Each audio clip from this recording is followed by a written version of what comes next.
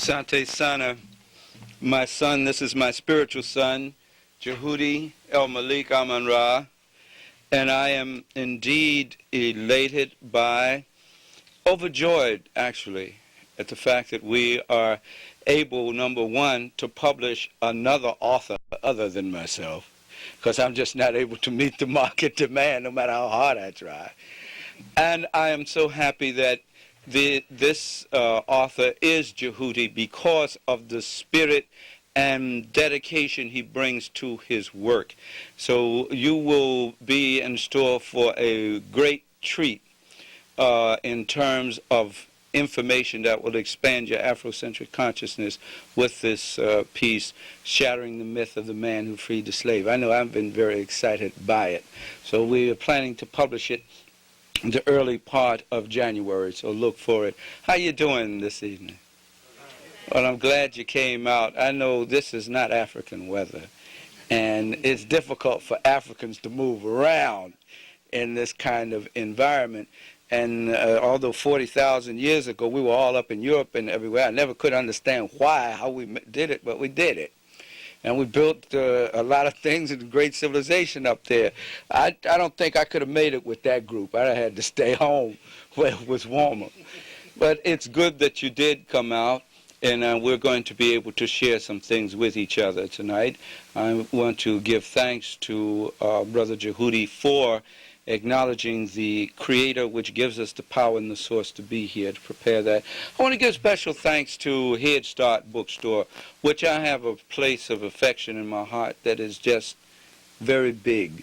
For I have a big heart and I have a great capacity for love for black people. Let me make that very clear.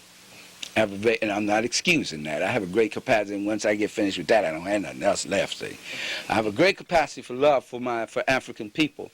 And the Fritz and Sheila and Brother Imhotep and the folk here always love coming here. They have a specialness about them. Many times, because of the influence we have as a result of the conditioning being here in the land of the beast and taking on his ways often when we're not aware, we think in the process of doing business you have to be hard, cold, and detached from one another. That is not the African nature. We were the ones who invented the concept of doing business, and we were always able to keep a warmth, a love, a humanity about it. And one of the things I like about working with them is their humanity in doing business. And so I'm honored to be here with them tonight, and for this to be the first book party to set off the introduction, to introduce African Woman, the original guardian angel. So what I'm going to do, I'm going to be pretty casual this evening in sharing this information with you, and I hope there's a lot of interchange in terms of question and answer from the floor. That's what I'm kind of looking forward to. Plus coming off of the road, and I think I might have gotten an hour's sleep, so I need some of your energy to keep going. We're going to share and do it together. I want to begin by first giving you some background on how we came up with this title and the concept for this particular publication. As you well know, I have been working, I think, on the last 5 years on maybe 6 different books. And every time I'd get in the middle of one, I'd have to stop and go teach or go do something else. Some economic situation would demand my attention. And being we're not underwritten by any of the great foundations, you have to go give it that attention. Well, fortunately, we were able to raise enough for me to take a complete year off to write, which is exactly what I did. And I worked on this piece, African Genesis and Historical Reality. I thought I would be able to finish it in 2 months. I've been working on it all year. I've completed it. It stretched from what I thought would be about 12 chapters to 28 chapters. The first chapter in the book stretched out into 7 chapters. We go all the way back to 4.6 billion years ago and work our way up to 18,000 BCE in the development and growth of the world. And we present the creation of the world from the 2 basic concepts, the theory of evolution and the theory of creationism. And we're not selling either one of them. We just present them and we leave it up to the reader. But they're both presented from an Afrocentric perspective. In the course of doing this, in the process of my research for this work, I kept running into something that reminded me of a statement by Godfrey Higgins in the book Anacalypsis, when he says that every time he went to research the origin of anything, he always ended up at something black. I mean, he wrote that line when it seemed like in utter frustration. You can't go anywhere, and I'm using this term affectionately, without bumping into niggers. There's no way you can do that. No way. Every time I go to study anything, I bump into black folks. And a little different in my perspective was this. I wasn't frustrated by it. In fact, I grew spiritually. I developed and expanded in consciousness. Every time I went delving deeper into the history of African people and the history of the world, which is the history of African people, I always bumped into the black woman. There was no way to get around the black woman in this whole process. And as I looked at it very clearly, compared those things which Dr. Yusuf Benjamin had introduced us to, he was the one that kind of led us back in that direction, and Sheikh Anta Diop and so many others in this rediscovery, because we're not discovering anything, this rediscovery of this light, especially that relative to the African woman, I looked at it and I said, why, there is no world civilization without the African woman. The African man, and brothers don't take this as a put down, it's just a historical reality, could not have done it. It was her who set into motion. He was perfectly happy to hunt and to play games. I mean, he was happy with it. He probably would not have advanced it beyond the hunter-gatherer stage. She did that, and we'll be discussing that as we go on. He was happy with the way it was.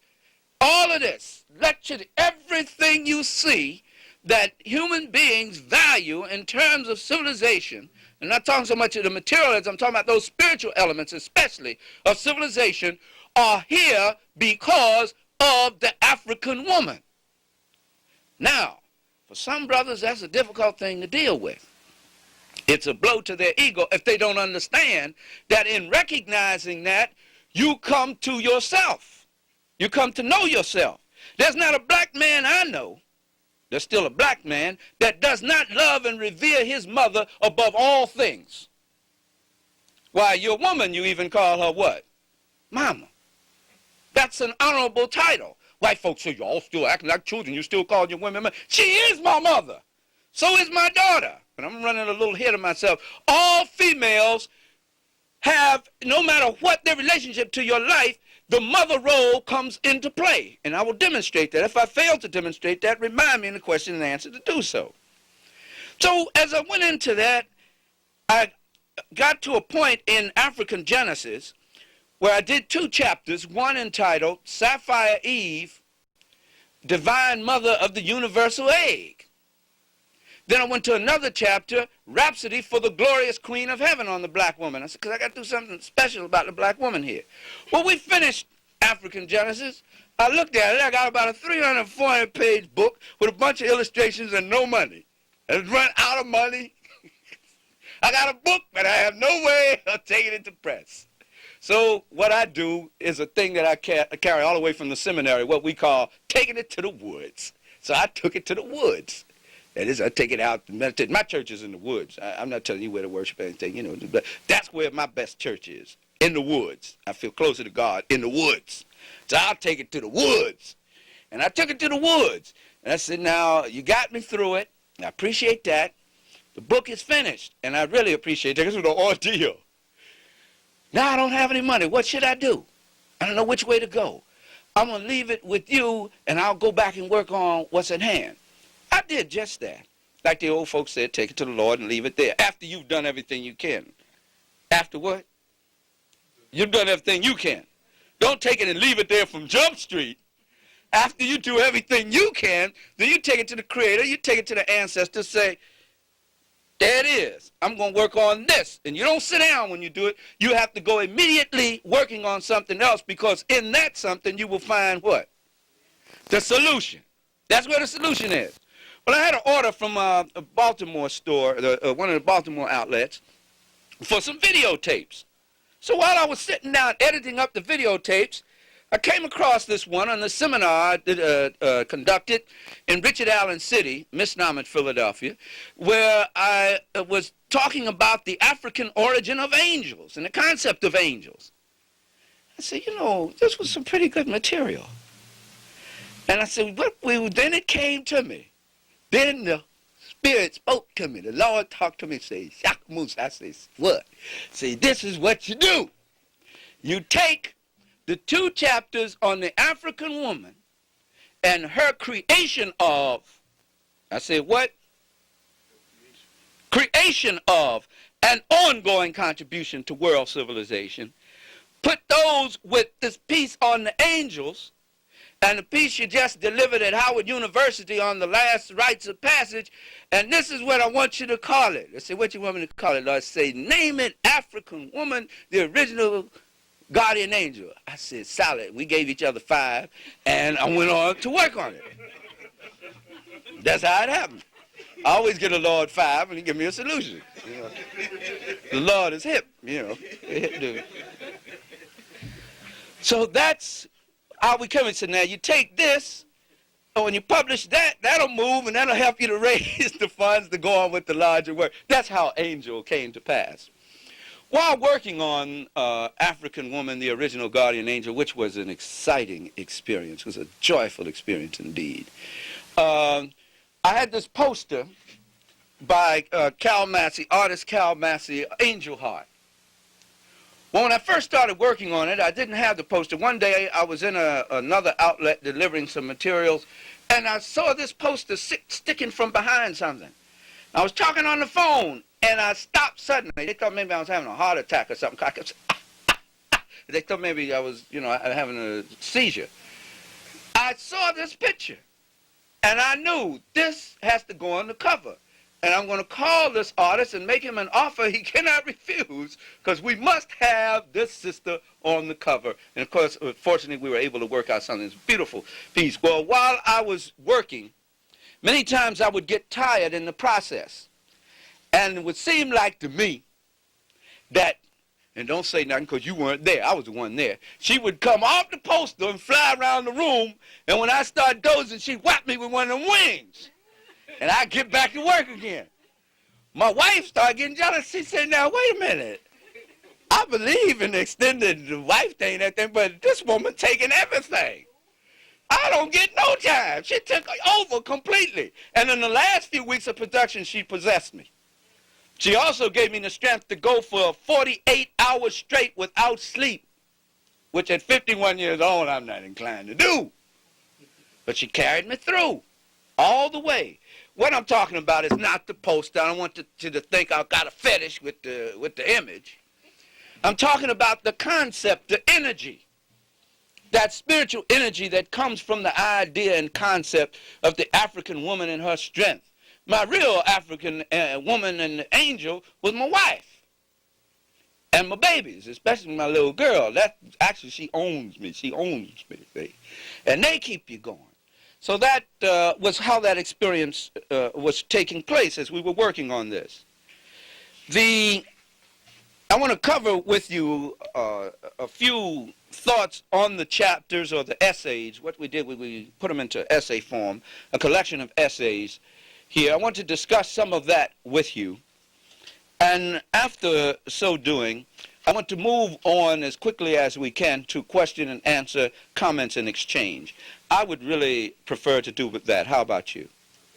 All right, I'd really like to do that. Now, the introduction is titled, Black Woman, the Epitome of Wisdom in the Ancient World, of beauty and wisdom in the ancient world. Between 40,000 and 200,000 years ago, and probably even further back, the standard of physical beauty all over the planet Earth was the Africoid features of the black woman, a feminine beauty. For male beauty, of course, was the African male. Her pronounced steatophagia, ample posterior that causes brothers to say, Lord have mercy. when she walks down the street. The way she can make her skirt snap like no other woman in the world can. And then what they'll do with you is take you into these places for modeling, these schools for modeling, and tell you to walk with it tucked in. This is your mark of divinity. One of your marks of divinity. Never be ashamed of it. You know the brothers are not ashamed of it. You know the black men love it with all their heart and soul. You just have to learn how to love it spiritually as well as physically. But you're supposed to love it mentally, physically, and spiritually. Because it was with this cosmic mechanism that her body was made in that she was able to receive, sustain, nurture for 40 weeks of gestation the seed for new life and bring it forth into the world. That's one of the reasons why it was revered. Her kinky hair and her broad nose and thick lips were carved out of stone all over the world.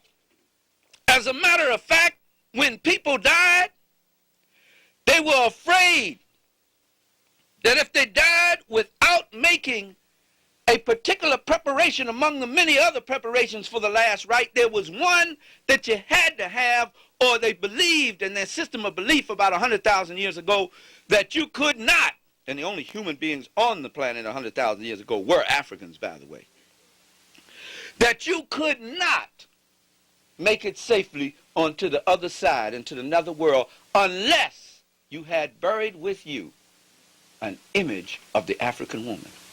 And so they went in Europe, in France in Europe, in Italy in Europe, even up in Russia, all over there, they dig up these graves, they exhume these graves, and they find the deceased in the fetal position, the skeletal remains clutching to its chest, an image of the black woman. Because he felt, as long as I had the spirit of this woman with me, I can make it safely to the other world. That's how the whole concept of angels began. That's where the whole idea came from. Because it was believed then, as it was for thousands of years by Africans, that at the point of death, it was the feminine energy in the cosmos, because they realized there was a masculine and a feminine energy in the God force. You couldn't procreate anything, even on the spiritual level, without an exchange between the Om and the or the Chinese call it the yin and the yang. That the one who had the closest contact with the creative force in the universe was the female. And at death, just like you came forth from her into life, you were received into the bosom of Mother Earth, and the spirit of the divine feminine force in the universe would take you safely home. That's where the whole idea of angels taking you to glory came from. And it was about the black woman. Why? Because the first thing, as Brother Jehudi just said, that man ever learned in his life was learned from his what? His mother. The very first thing, while he was still in her womb. The first paradise. The first heaven, as Dr. Ben says, and he uses another word I do not feel free to use here. The first heaven that man knew anything about was the womb of woman. Carry you for 40 weeks, that's a long time. You're nourished by her. Her thoughts become your thoughts. Everything your learning begins there in the womb. She transfers, and so when you come into the world, she already has somewhat established the perimeters of your personality, your being, and where you will go in life. She is the one that has set that from the beginning.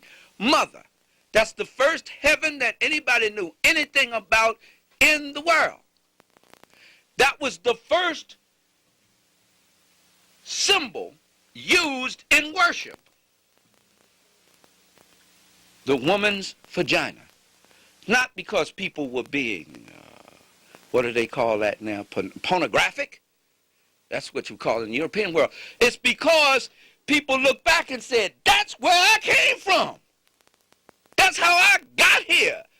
That must be, and what he could remember subconsciously from living there for 9 months, that's the best place I've ever been. The most comfortable and the safest place I have ever been was there. So he spent the rest of his life trying to get back there symbolically. You have to understand the spiritual connection there. Well, then the black woman, most all black women, and I would dare say probably all, and I'm talking about 100,000, 200,000 years ago, the date may vary, knew they were beautiful. They were the Miss Universe, without a question. They knew that. They weren't attacking their hair and face and everything else. And I'm not picking on anybody. Believe I'm not doing that because you my sister, you my brother, I don't care. We still family and I'm in love with you. And you make your own choices. But I'm saying they didn't feel the need to do that. They didn't feel the need to try to look like somebody else because they were very happy with the way they looked. The black woman was overjoyed with the way she looked because the black man was constantly telling her how fine she was. I mean, why else would you go all over the world chipping out images of her in stone? And not only do you do it while you're alive, you go and take them to death with you. Take them to the grave. Say, I do not want to leave this. Now, I don't want to take the live woman. That wouldn't be right. But I got to take something to remind me of the joy I shared while I was on earth, the greatest joy that I've ever known while I was on earth. I have to take that with me. This is the way they believe. Don't just say, well, this brother is, I don't know if I can go. This is the way men thought 100,000 years ago. These were men who were creating civilizations and building great civilizations all over the world. Up in England, which I don't care that much for, but in France and in Italy and in Russia and in India and in the Americas, yes. All over the world. They were so inspired by the angel. In fact, one of the words for angel was genius. And that was to bespeak the fact that, and in the Arabs call it the genie. And that it was because she was the inspirational force that gave him the drive to do those things. To want to conquer this, to do that, to achieve great things. The standard of beauty and wisdom all over the world was the African woman at that time.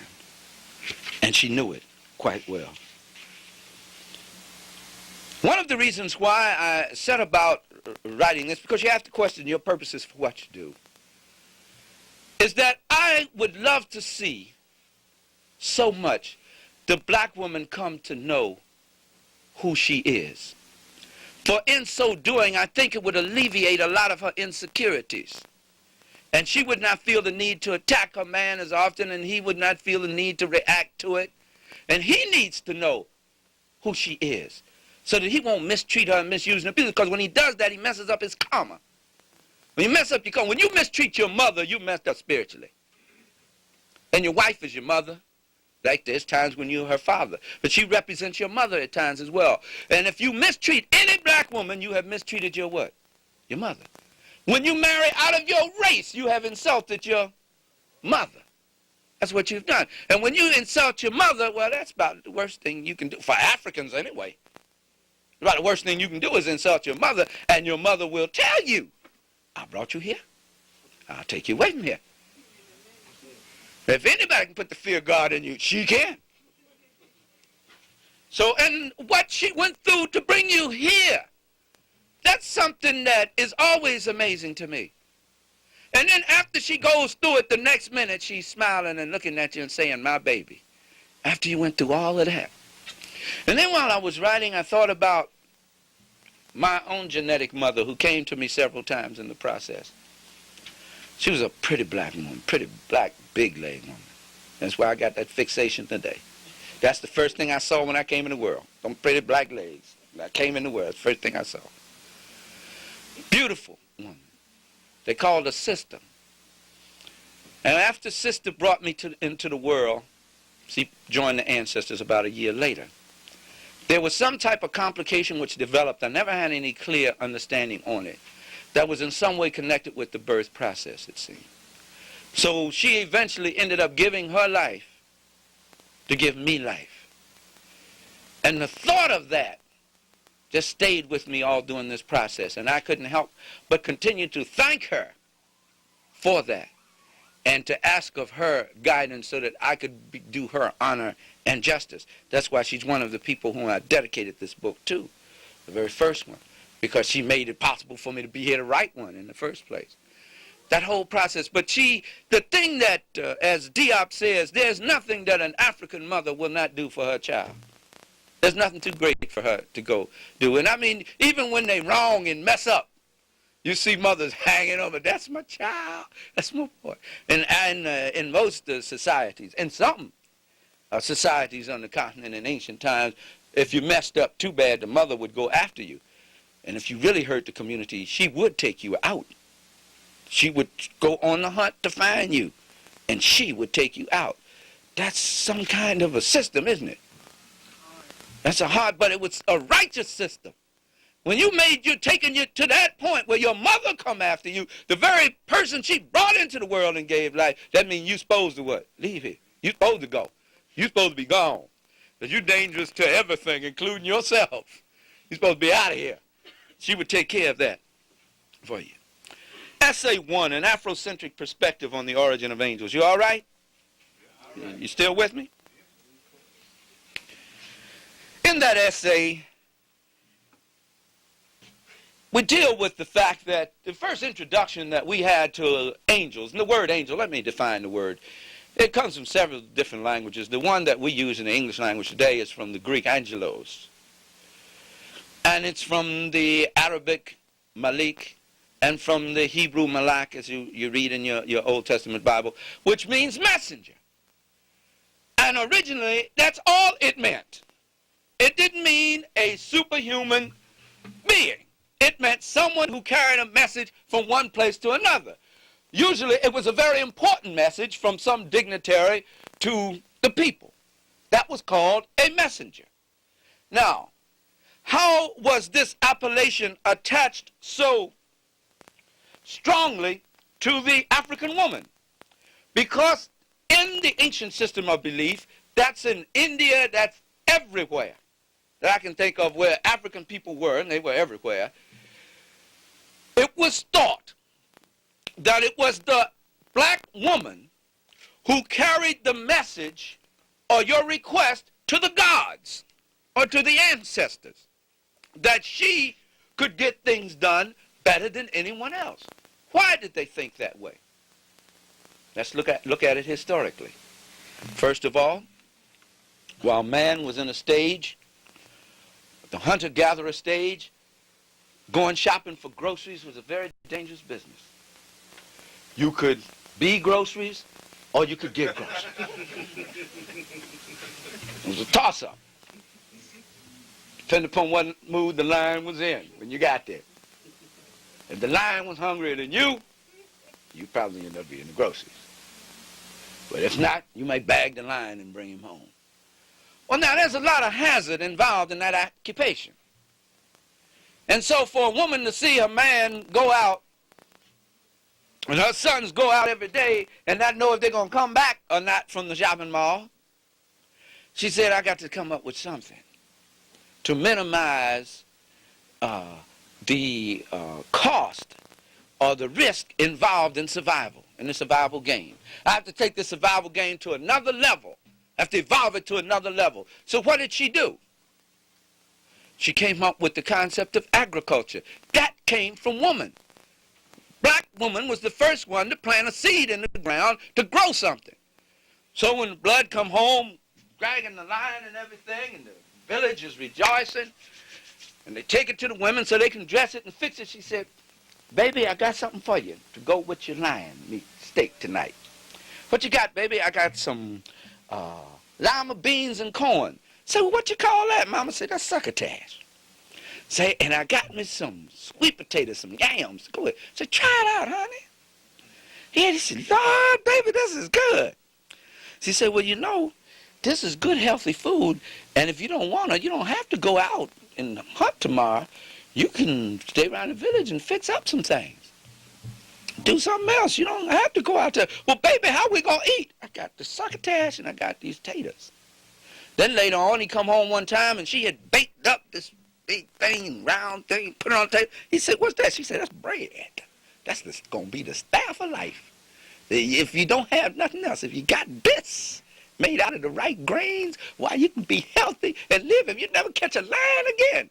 He said, you mean to tell me, baby, if I never go back out there again, after that lion, I can live healthy and eat and the family can? She said, yeah, honey. That's what this is. And that's how the system develops. He said, now you can sit your behind down, start running and chasing things, and figure out how to get something done. What them things up there blinking in the sky is, what they mean. And that's how astronomy started. He couldn't sit still to study him long enough. He was too busy chasing food. He was concerned about his stomach. She took him from his biological being now to another stage, to his mental stage, and then put him in touch with his spiritual self. As long as you chasing after something biological and you caught up in the survival, the proclivities of survival, it's difficult for you to rise beyond the stage of the beast that you're chasing. You get a bloodlust and you start taking on the personality of that animal after a while. Because when you fight the lion, you got to have his spirit.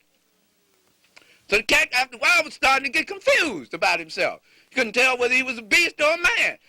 The civilizing factor was the black woman. So she set him down. And he started asking questions about things and studying. And that was beginning of education. She also got tired of wandering all over every place.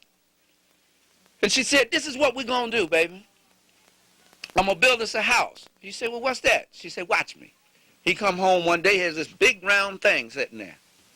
With a way to get in, smoke to get through the chimney. She said, we can stay nice and warm here when it gets cold. There's a place to protect the children. He said, well, baby, why you make it round like that? She says, extension of my womb. And that's why in Africa today, we find houses built on the round. In many societies that are culturally, spiritually advanced, you will find houses built in the round. Then she took the houses and put them in a village, and she built that in the what? Round. When you look at Great Zimbabwe, it's built in exactly the shape of the female vagina. And the tower sits there just like the clitoris in the female vagina, because it was an extension of her. That's how the whole concept of the city came about. As a matter of fact, in the Kemetan language, misnomered Egyptian, and hieroglyphics, the same sign used for house is the same sign used for mother. The city of Paris in France, whenever a white person says to you, or even mentions the word Paris, say, did you give thanks to the black woman? Now he'll be absolutely confused before you explain to him what you mean. Because when you open your mouth and say Paris, you are actually giving praise to the black woman. It comes from the word Parsi, which comes from the Kemetan Pa, which means house of Isis. That's where the city came from. It was the city of Isis. And it has a boat in its coat of arms, which is a symbol of Isis, who moved across the primal waters and brought forth life. That is why her proper name is Aset. The Greeks call her Isis. So just that one thing, that city, speaks to the glory of the African woman. Now what they do in it doesn't, but the name of it gives you some idea of the glory of the African woman and why she was so precious. So now, because she was the first to establish an alphabet, a system of writing. This is how I document this very well. You know, Brother Shaka don't write nothing. He can't document. You know that. That's why it takes so long to do it. Because I know you're going to ask me where I got it from, and I want to tell you where I got it from. And I didn't put all the documentation I could have put in. You wouldn't get in the book at all. All of those things that are the basis for civilization that man was able to move forward from came from her. Now, I'm running a little ahead of myself. Are you still with me? Am I confusing you? Because I'm tripping over myself here a minute. Let me move on with this Afrocentric perspective of angels. The first concept we got of it was in church, most of us. And so, and the imagery connected with it was some blonde-haired, blue-eyed, effeminate-looking male. There were no male angels in the ancient world. When Europeans came into power, with their patrilineal and misogynistic and ambiguous sexual dimorphism and what's that thing called, sexual maladjustment. All the things that Michael Bradley said, they go to all these phobias and schisms and isms and pathologies they go through with women. I mean, white men have a problem with the women. They really do. And the reason why they have a problem with the woman is because they could not do what the woman could do. They did. They were jealous of the fact that a woman could have a baby and they couldn't. Yes, they did. And they found that that method didn't work for them back then. They're trying to test tube now. They tried to do it physically.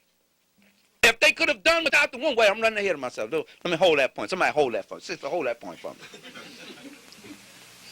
For a long time, they thought that the conception of the child was totally the prerogative of the female.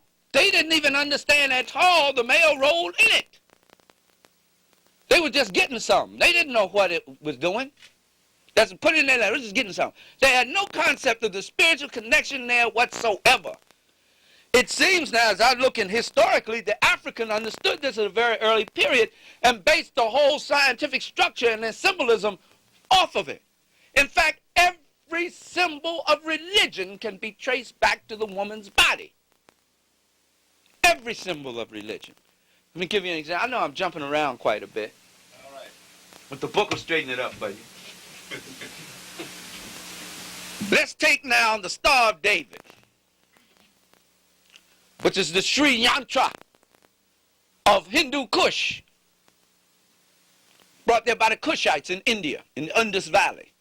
The Sri Yantra, the double triangle, is a symbol of the female vagina and the interchange between the male and the female in the act of copulation, which was a divine act in those days, when nothing nasty, evil, shameful about it. It was a divine act when man and woman came together because the forces of the universe were moving you.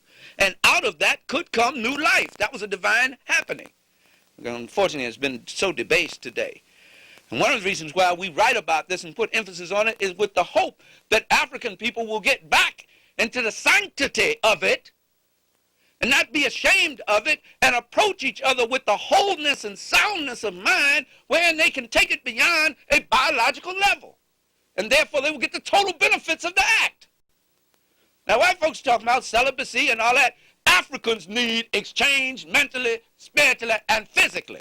And they need those things to be harmonized with one another. Now I'm not saying that you should run around promiscuously bed hopping. I don't mean that.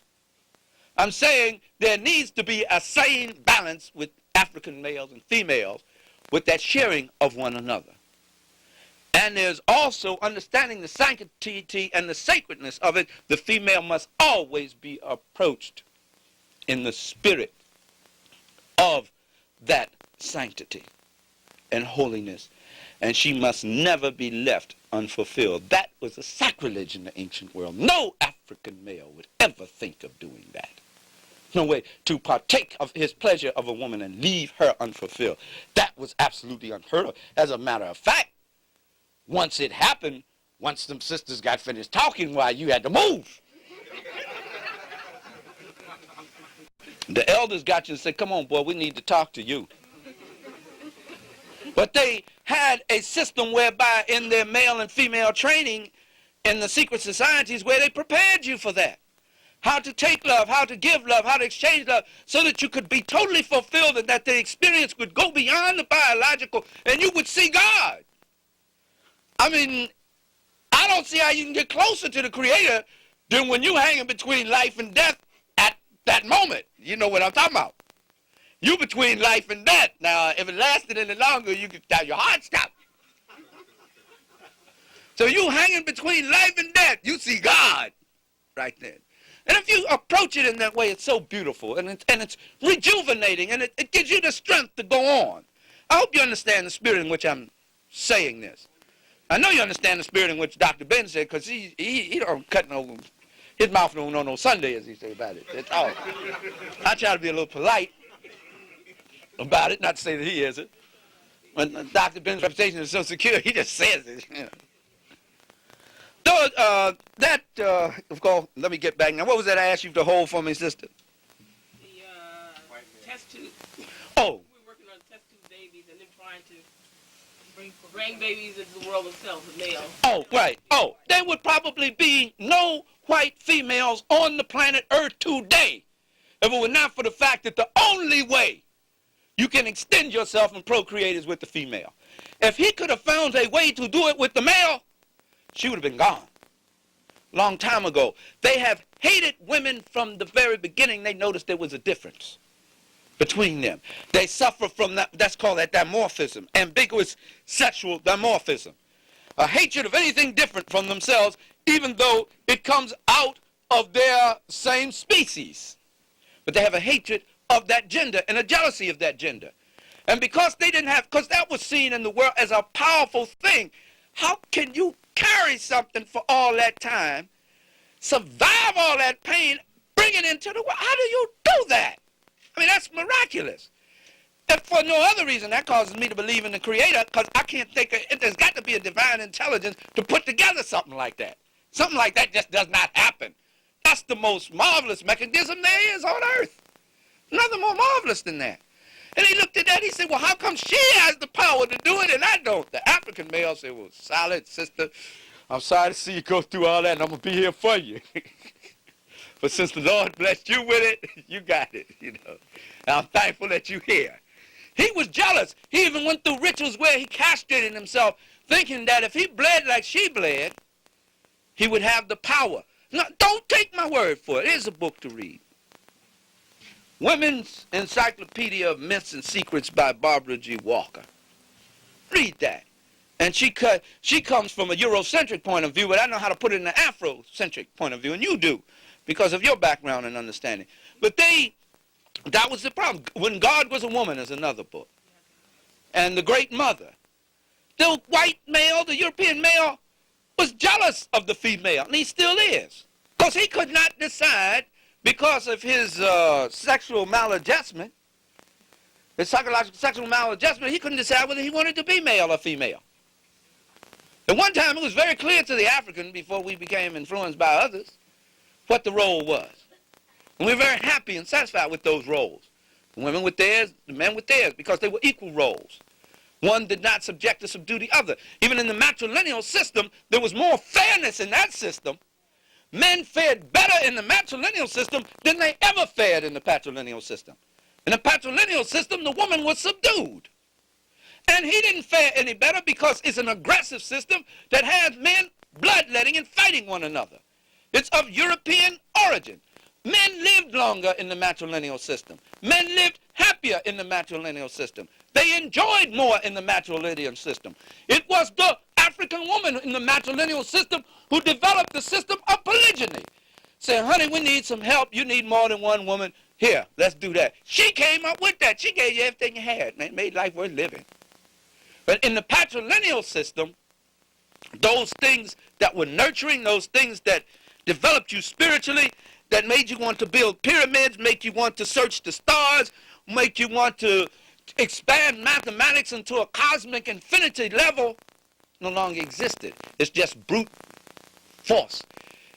The strongest survive over the weakest, so to speak. If you had the physical strength to take it, it's yours by right. That is what their system was based on. It's still based on that. Today, for all their talk of law and justice, is still based on who has the power to take it from another person. That was one of the great differences there. Now, this idea of angels, therefore, did not come from Christianity, did not come from the Hebrews, did not even come from Islam. Y'all don't get angry with me because I'm not picking on anyone's religion, please. Understand that. And don't let this difference of opinion we may have on this be a point of separation between us. That I really do not want to happen. I just have to state it according to the way as I see it, according to historical research. In tune with that historical research. You don't necessarily have to agree with it, but this is the way it came. Though the concept of the angel did not begin there, and they were not male, they were female. It began where then? I think that takes us to the next essay. It began with the Nubian Grimaldi, is what I call them. They call them the Grimaldi, that the remains they dug up in Grimaldi, Italy. That's where they first, in 1800s, mid-1800s, began to dig up these Africoid remains, which date between 40 to 100,000 years ago. And they named them Grimaldi, which is improper, because they were from Nubia. They were Nubians. So I call them Nubian Grimaldi to identify the place where they first began to exhume them, to excavate them, and to identify who they actually were. They were Nubians. They were from the continent of Akebu land, misnomer Africa. That's where they were from. And they built a marvelous civilization which cannot be in any way claimed by the Cro-Magnon, who came about 10 or 20,000 years after he comes up out this ice mysteriously. You know, I'm probably developing out of the Neanderthal or something. It's still a mystery to where he came from. And I'm not being hateful, but this is true. We know that the system of life in the world was far more peaceful and harmonious before he came than after he came.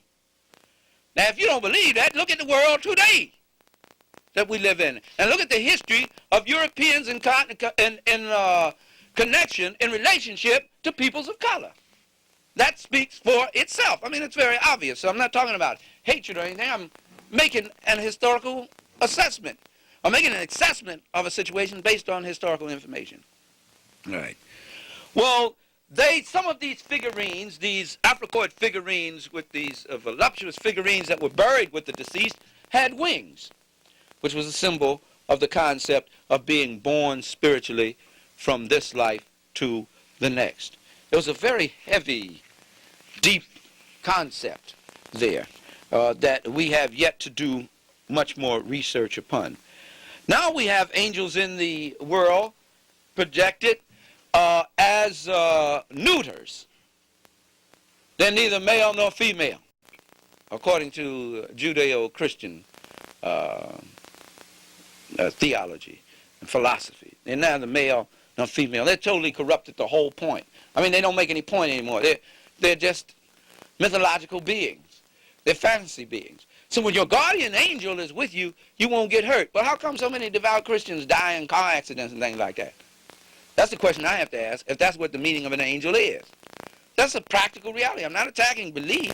I'm just asking why, if that's the case. Obviously, angel means something else. Essay 2, Angels in Ancient Kemetan High Culture. And as I was researching it, I kept seeing these winged creatures over the head of the pharaohs. Remember seeing those in the pictures? Over the head of the pharaohs. And then when I saw the one with the head of Osset on it, whom they misnomer Isis, then I got the picture. I understood. This was the protecting angel over the pharaoh. She protected him from his enemies. She gave him inspiration to rule with wisdom. I went further in studying the iconography of ancient Kemet, misnomered Egypt, and I see this picture of Osset. I like this one better. Let me show you this one. I see this picture of Osset on this side and Nephthys or Nebuchadnezzar on that side with angels' wings. Hey, hold it. That's where the concept comes from. These black women with angel wings protecting the pharaoh. The one has a throne on her head, which we'll talk about, on her headdress, and the other has the incense burner. We'll talk about that too. Over the top there is Het Heru, misnomered by the Greeks Hathor. That's who is represented there. Also, it is represented in the in the masculine form as Ptah, the Ptah beetle. But it also stands for Het Heru, because this symbology of ancient Kemet, or what I call the astro-mythological scientific symbology of ancient Kemet, was so heavy and profound that these things, we may never know them all in this lifetime. That's how you're talking about an empire that lasted 18,000 years. And just constantly developing and creating these scientific symbols. They didn't bow down and worship these things. These were symbols of natural forces. In African Genesis 2, entitled, in the beginning was African Genesis 2, Black Gods in the Land of Eden, I trace many of these gods and goddesses back to the original African kings and queens they were named after. These were people who actually lived, who represented certain principles of life and natural phenomena, demonstrated in what they did for the people. Now, looking at this picture done by Brother Mentu Teggett, it's a favorite. We keep it hanging in our living room. And it's a blessing just to look upon. Here now is Osset with the throne on her head. Why does she have a throne on her head? Because the throne represented the lap of your mother. Why? Because it was the woman who established the system of governance.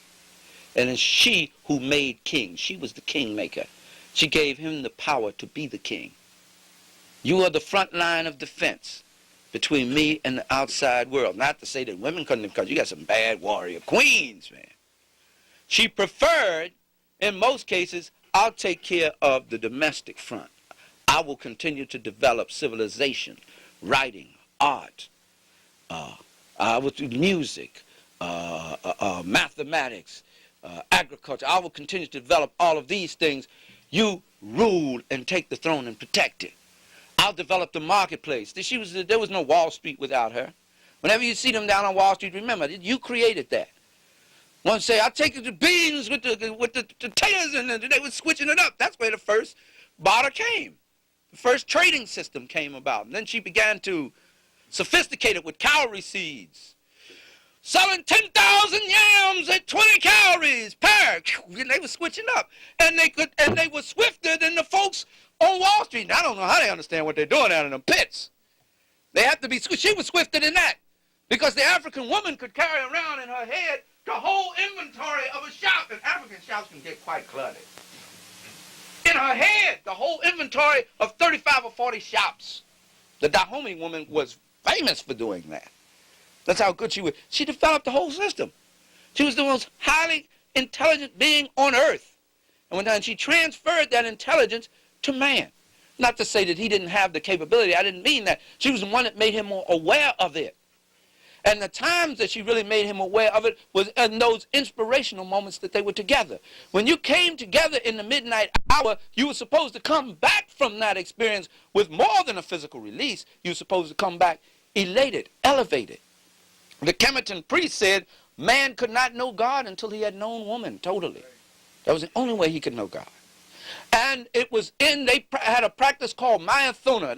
Now, if you want to ask me the question and answer, I'll be glad to deal with it. That was a complex system of that whole relationship between the male and female. Well, she gave him the power of the throne.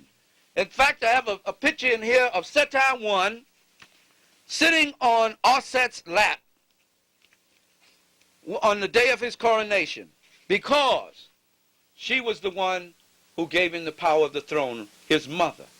And I explain that in depth, in detail here in the book, African Woman, the Original Guardian Angel. Why, even in the Bible, when Ezekiel had a vision of the divine intelligence of God, as they misnomer him, he was sitting on a what? A sapphire throne.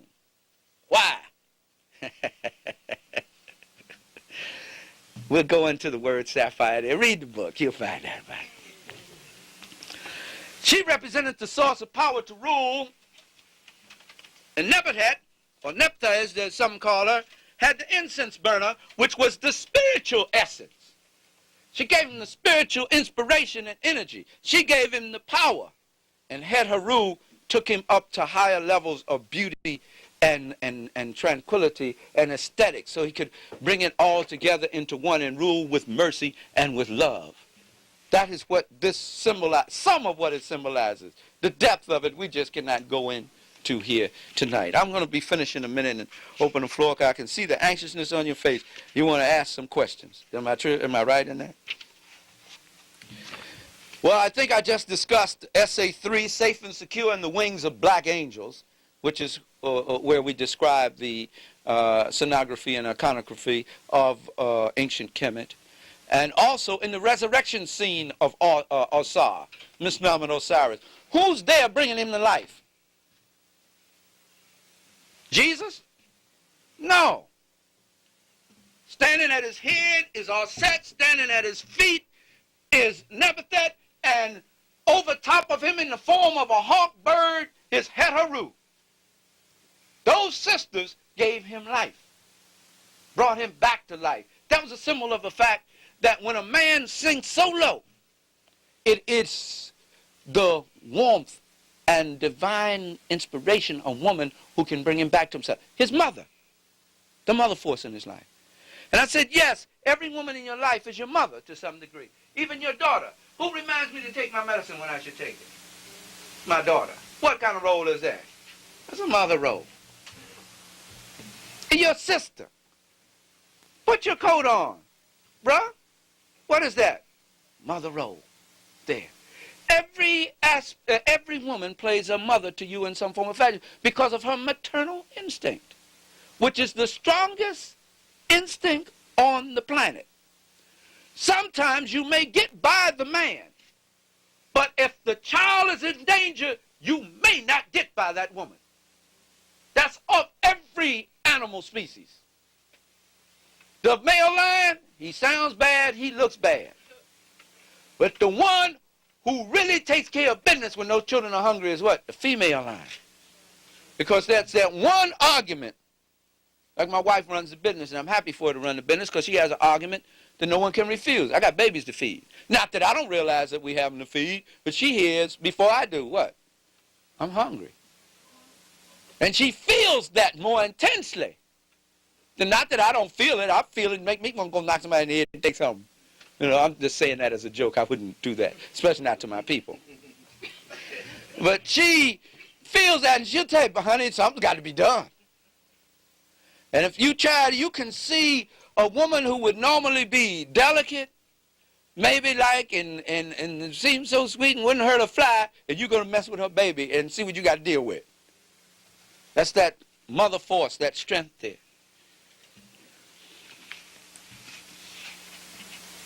Essay 4, Sapphire Eve, divine mother of the universal egg. Now, the sapphire was a very precious stone in ancient times. And I know that it has a negative connotation to it in today's world. But whenever a black man calls you sapphire, that's an affectionate term. Even when he's talking about it in terms of it has a dual meaning. It's your sweetness, your preciousness, your value, and then there's other meaning when you're evil and got your habits on. And you get to acting evil. But even then, it's meant what? Affectionately. Sapphire. And that's why we put that Sapphire Eve there, and I go into the explanation of why that is. Eve is the code name used by scientists for the mother of all, and of course they took it from the book of Genesis, from the Genesis story of a cosmogonical story, which is just one of the many, which I discuss in African Genesis and Historical Reality. The Eve that they have rediscovered now is the mother of all living on earth, that all people can be traced back to this group of black women on the continent, the mother continent, southern portion of the mother continent. This black woman, this, what they misnomer Hottentot woman, this woman, the mother of the world, everybody's mother. I know some of them you don't want no more to claim, but she is everyone's mother. 200,000 years ago, she was the only Homo sapien on earth producing children. This black woman. And her mitochondrial DNA survived everything else around her and became the source of all other life. No wonder the whole world worshipped her at one time. Now, when Dr. Ben first taught me this, I walked the street for 2 weeks in a quandary. I couldn't get it together when he said there was a mother God before there was a father God.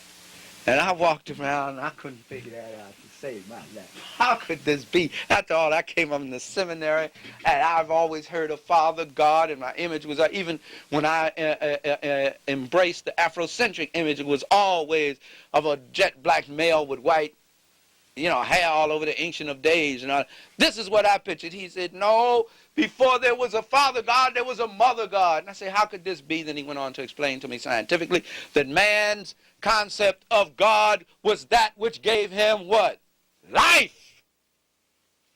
That which nourished and sustained him was his concept of God. He didn't have any understanding of the divine intelligence beyond that point. That's why some people were bowing down, worshiping totems of things which they ate. Why? Because that thing, what? Fed them. And if God can do anything, God can what? Feed you. That determines who your God is. And for many black people today who have such a great profession of faith, I find that when they put in a jam where that faith is tested, or they got to do what that white man tell them to get that paycheck, God comes up on the short end, which says, in one tape, one message I did, black folks need to stop worshiping the white man and start serving God. Because in many instances, that's what we're doing. Because the person who writes your paycheck or controls your protein, can cut off your protein source, is the person that gets your honor and worship. That's why it's so hard for them to cut them images of white deities loose. Here's a big church. I passed one the other day. Big church. Built by the blood, sweat, and tears of black folks. White folks ain't put a dime in it. Black minister, black usher bowl, black everything. You walk in the, you look, now you don't even walk in the church. You look through the glass door. Here's this big white faggot standing there with his hands outstretched. Come unto me. I am your salvation. Said, now if that isn't insanity, I don't know what is. I'm not attacking anyone's belief. I don't mean to do it. Let's just examine that logically. How do you put your blood and your sweat in the building or something and then take somebody else's picture and put it on it? Say, he did it. All to him I owe. Wasn't for him. I was the white boy. He put it down and give damn whether you put it built it or not. It doesn't make it no difference. That's so long you came to work Monday morning. That's just. But the first concept of any deity or divinity on earth was that of the black woman. That was the first concept. Because that's all man knew about it first. This is where I came from. This is what nourished me. This is what sustained me. This is what held me at her breast all these years. This is it. My father taught me true, and I appreciate my father. I revere my father. It was the first thing I ever learned. I learned from my mama. I told you that the religious symbols can be traced back to her body. I talked about the Star and the David, or what should be the Mogan David, as they call it, the Hebrews when they co-opted it, but it should have been called the Sri Yantra. There's also the Star and the Crescent. Muslims, please don't get angry with me. I'm just stating a historical point. And folks can get kind of their religious sensibilities can, and I understand, we have our system of belief, but you should be secure enough in it that you can entertain other ideas about it, other than that which is generally taught in the doctrine of your particular system of belief. And the thing is, in the Star and the Crescent, the moon was always the symbol of the black woman. In fact, you wouldn't have a calendar today if it wasn't for the connection that Africans made between the phases of the moon and the cycle of the woman's body. The 28-day cycle that comes every, what the different things sisters call it now. 28-day cycle that comes is in harmony with the movement of the 28-day cycle of the moon. So they built the calendar off of that, the way her body moved. Why in the Bible do you hear it rained 40 days and 40 nights? They spent 40 years in the wilderness. Jesus went on a 40-day fast. Why were they so preoccupied with the number 40?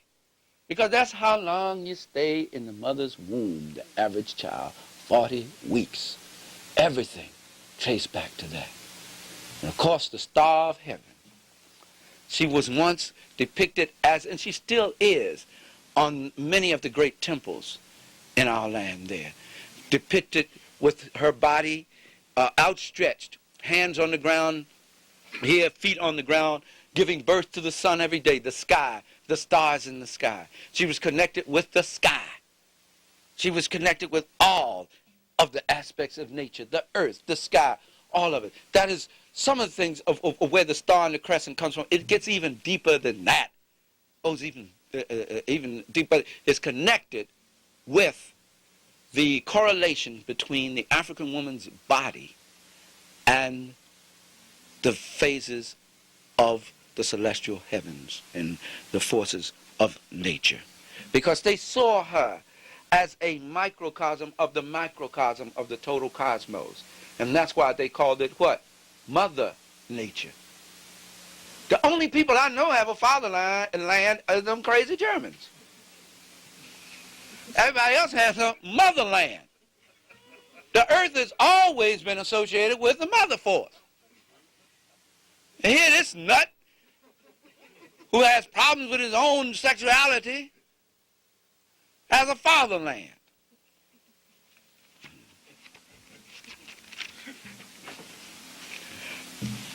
Divine Mother of the Universal Egg. Now the egg is a symbol, always has been a symbol of life and regeneration. Why? Because the ancient high culture scientists of the Kushites and the Kemeton knew very early in the development of civilization that there was a connection between a chicken egg, or correlation between a chicken egg, a snake egg, and the ovaries in the woman's body. That they all spelled what? New life. The giving of life. So they came up in a way of describing the scientific principle by showing Ptah sitting at a potter's wheel shaping the cosmic egg, which was to demonstrate the male role, seminal role in the implanting of the seed into the womb of woman and to meet with the egg to bring forth new life. They had an understanding of this that far exceeds anything man knows today. What they know today is Mickey Mouse by comparison. And I dare say, I do honestly believe that the embracing of this knowledge and the going back into the depth of it is a key towards us helping to further unlock our consciousness so that we will no longer be limited by the parameters set by a people who have never grown up and whose history show that they will never be able to grow up because they have at their fingertips the resources of the world, and instead of using them for the good of humanity, they use them for the destruction of humanity. Anytime you have all of this, and people are still starving, and wars are still going all over the world, and dope is riddling in communities like it is, then that means the people who are in charge are not the right people to be there. But they do not have the knowledge of how to use the resources that are available to them. We knew far more than they know in science today. I'm just going to throw this out here to whet your appetite a little bit. The Monuments of Mars by Haugland. Get a copy of that and read it. About the Viking missions. The pictures taken there. Where they find pyramids and sphinxes on Mars. Dating some 500,000 years ago. I'm going to leave it at that. I'm not going to mess with it anymore. What I'm trying to say is this, not any spookism, but there is a level of consciousness and understanding that we are supposed to have as a people that is far beyond anything we know today. We were plugged into something. They still walk around trying to figure out the mystery of the pyramid. We had figured it out. We built it. The Japanese, who are the greatest technicians on the earth today, tried to rebuild a thing and have never been able to succeed according to the specification. But it was more than a physical thing. They don't understand that. There's a whole cosmic hookup. When you're talking about the building of these great monuments, you're talking about a connection with the whole solar system and universe. These folk were tuned into something. When you see the circle with the dot in the middle of it, that was a simplification of the most profound thing there is. All and in all. It's in this dot in the center of the universe. And that encompasses everything. Everything. That too is connected with the body of woman. Oh, the divine vortex. The vortex that is everywhere. In a hurricane, in a storm. The divine vortex, that's a whole nother system of study in itself. In sharing these things with you, I'm just hoping that you don't say, oh man, I don't feel like being bothered with this. This is, what good is it going to do? It's going to do a lot of good to open your brain up further so that you won't have to struggle as much in life. I mean that. When you come to a certain level of consciousness, you would relieve a lot of burdens. Having come to this knowledge about the black woman took a lot of burdens off of my male chauvinistic self. I'm able to appreciate my woman better, get along with her better, and feel stronger as a result of it. No, I haven't wimped out. I will never wimp out. I can't. And that's not what the black woman wants. She doesn't want to wimp. Now, some of them say they got a wimp in train. Once they wimp him out, they get tired of him. They go on to somebody else. But that's not what we're talking about. Recognizing her as the queen of the universe does not diminish me in any way. Because in so doing, I didn't have the power to be the king. She makes me so. And she wants to look up to you as that. That's what she wants. So she can be free to go on about the business of civilization that she has to do. She's still the salvation of civilization, even though they tried to reduce her down to daytime soap operas and all that stuff. That's not you. Your mind's supposed to be operating on a higher level. It used to operate on a higher level. When they wanted to know something, all over the world, they went to the oracle. Who was the oracle? Black woman sitting over water, running water. Always had to have some running water. Deep running water. Sitting over some running water. Tell you what you need to know. Excuse me. In my own personal life, I dedicate, one of my dedications is a book to Mother, the Reverend Mother Susie Tate. Saved my life on many occasions. Black woman. Could see things. Called me up and said, boy, what you doing is going to get you hurt. And I went and checked it out, and Lord, I'd be escaped just by the skin of my teeth. Now, our system of belief is not the same. Excuse me. But that doesn't matter with me. It has nothing to do with that. She is tapped into something in the universe. I don't care whether I understand it or not. It saved my behind. That's the final, that's the bottom line there. And I appreciate that. So in understanding that and giving that kind of glory, and the Honorable Elijah Muhammad taught that, as long as you respect your woman, the world will respect you as a man. If they can disrespect your woman, then they will never respect you. The white man don't even want the white woman, but he demands that everybody what? Respects her. He doesn't even respect her himself. Keeps her up under him, beats her down, she out there fighting for women's rights because he won't treat her right. But he demands that everybody else, even if he thought you were looking at her, which I didn't want to look at her, but he thought you were looking at her. Killing people, Emmett Till and all that, because he thought he whistled at some white woman. He don't even want it himself. He's so busy running around here trying to get black women and other women of color if he ain't trying to plug one another in the butt. So I'm talking about his culture, the Greek culture, which he claims to be the basis of civilization. That's what their whole culture was about. They didn't want nothing to do with no women. The reason why they went with women, because that's the only way you can have babies. And you remember, if you ever read Lisa Strata, the women told the men that they were going to never have access to the bed again. Therefore, they would be cut off from their immortality through their children if they didn't stop fighting one another and hanging out there in them tents, plugging one another and come home and deal with them. If you've ever read the story of Lisa Strata, that's exactly what it says. Dr. Frances Welsing, with her fine self, said that black women ought to adopt that method, that if you won't stand up for the defense of this people, and you won't stand up and be a man, I'm going to cross my legs and not uncross them until you do. That'll make a lot of cats straighten up.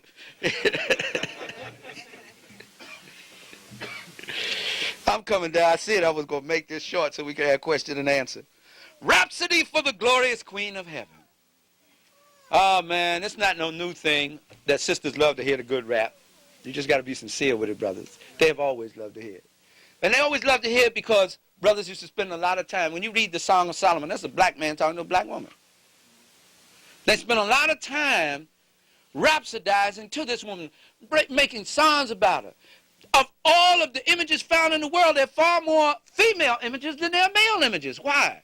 He was preoccupied with the glory of this woman. I would be too. Somebody saved my butt, keep me from having to fight a lion every day, feed me, sit me on a throne, show me how to build a pyramid, give me mathematics, make life good for me, happy for me, perfume it up, dust it up with incense, feed me all this good food. Yeah, I sing to her too.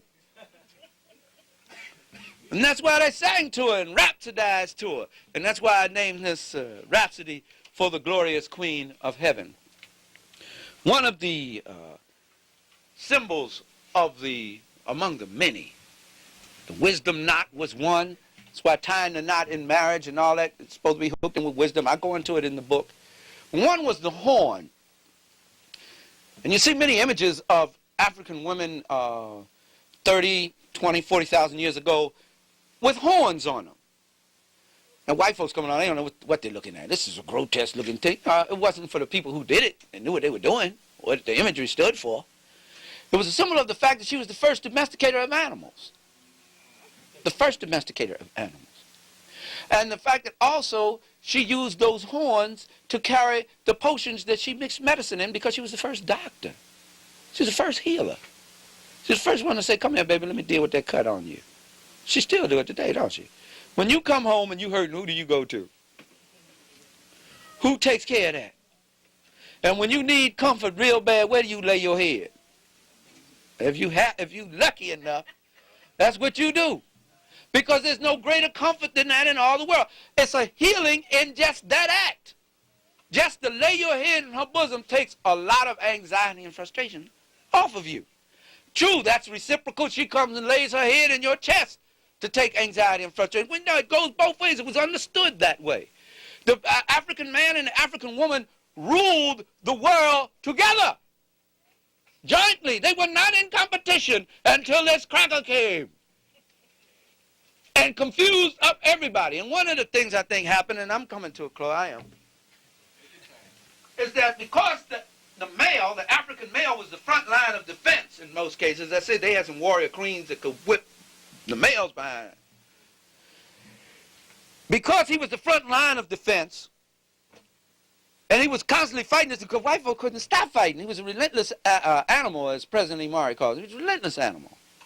He likes to fight all the time. His whole religion was based off of fighting. His religious images was based around dying and fighting. His heaven, Valhalla, where you fought all day long and then you drank beer all night long.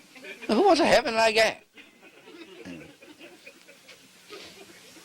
The Muslim heaven was you got 72 virgins at death and you enjoyed the pleasures of the divine black woman through all eternity. You know, that was their concept.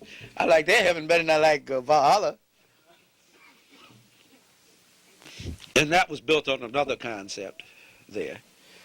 His whole thing was fighting. So in his society, it was the male who ruled, and through constantly coming in contact with him, the male somehow, the African male, many began now to abuse the power of their brute strength and to subdue women. And in the beginning of that was one of the beginning of the downfall of African civilizations.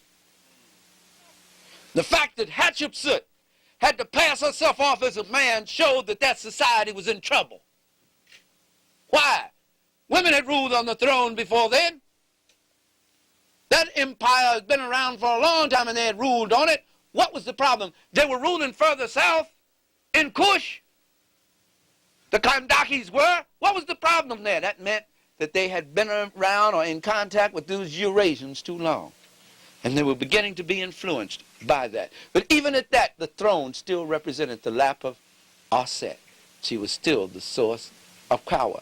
And all pharaohs wanted to marry, whether they were indigenous Africans themselves, which most of them were, or not. They figured the thing which secured their power on the throne and gave them the contact with the spiritual knowledge they need was to marry a woman from where? The south. That's right, the Ethiopian, the Cushite woman, because she had that special insight, that clairvoyance, that connection with the spirits that no one else on earth had. That was Essay 5. Essay 6, Black Woman, the Promogenial Bird of Paradise. The black woman was associated with birds because it was said that her influence over the men in her life, all of them, was always ethereal. Her influence in a given situation would take men higher and higher in their level of consciousness. So that as they sat down to settle a dispute or settle a problem with that elevated way of thinking, they would be less likely to go to war with one another and to draw blood. She was the one who did that, and she became known as the bird of paradise. And I go into the detail why she was associated with birds. Why the English still call them, and although it's out of context, they still call them women what? Birds. That bird. But it comes from an old African tradition. In fact, in those days, to call a woman a cow or a heifer was a compliment. You do that today, and she's going to war with you. They're going to pull some hair. But back in those days, it was a compliment because the symbolism was different. My, how things have changed. Essay 7, the role of angels in the last rite of passage, which is misnomer death. I do not believe in death personally. I'm not telling you what you have to believe in. I just believe it's a transition from one form of life to another. I believe that based on the fact that Africans seem to have believed that from time immemorial.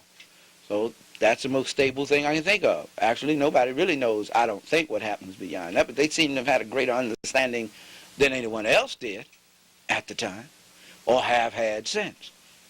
I believe when someone asks me to do a funeral, I don't do funerals. I do a celebration of life. A celebration of life, the joy of life, the celebration of that person. And we noticed that when many of the pharaohs were buried, and you'll see it in the illustrations here. Oh yes, here it is, plate 8. Here's the coffin of Seti I. This is an image of Nuit, the queen of heaven, laying over top of him. Some of them even had an image in the bottom of the coffin. They wanted to be surrounded. They wanted this woman with them throughout eternity, all around them. That was a symbol of, I always want to be in harmony with the divine, cosmic, feminine spirit in the universe. I don't want to ever be separated from that. It was the thing that brought me here.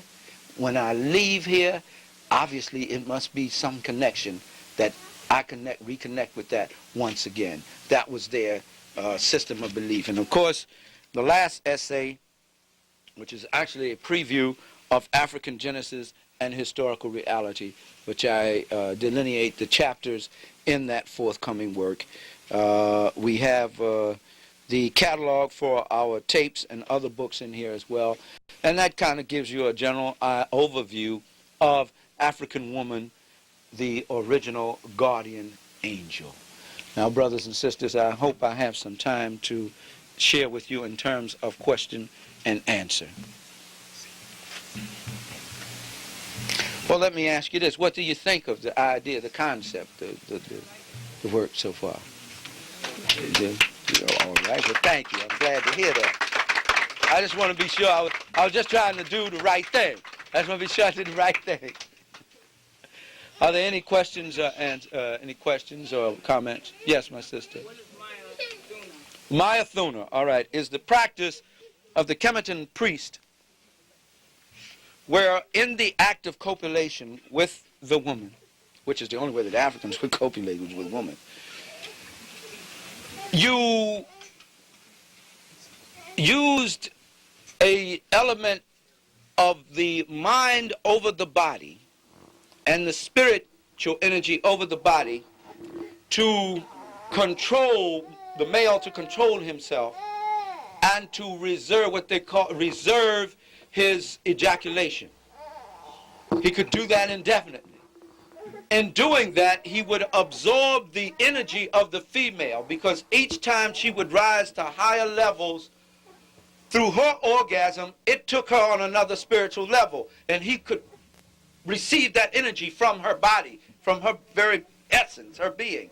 And each time that energy would come to him, it would take him to a higher level of consciousness, and he would be further enlightened. So they practiced that of withholding as long as some of them could do it, as I said, indefinitely, so that they would be able to bring her the total joy that she was able to experience and to receive that spiritual energy from this.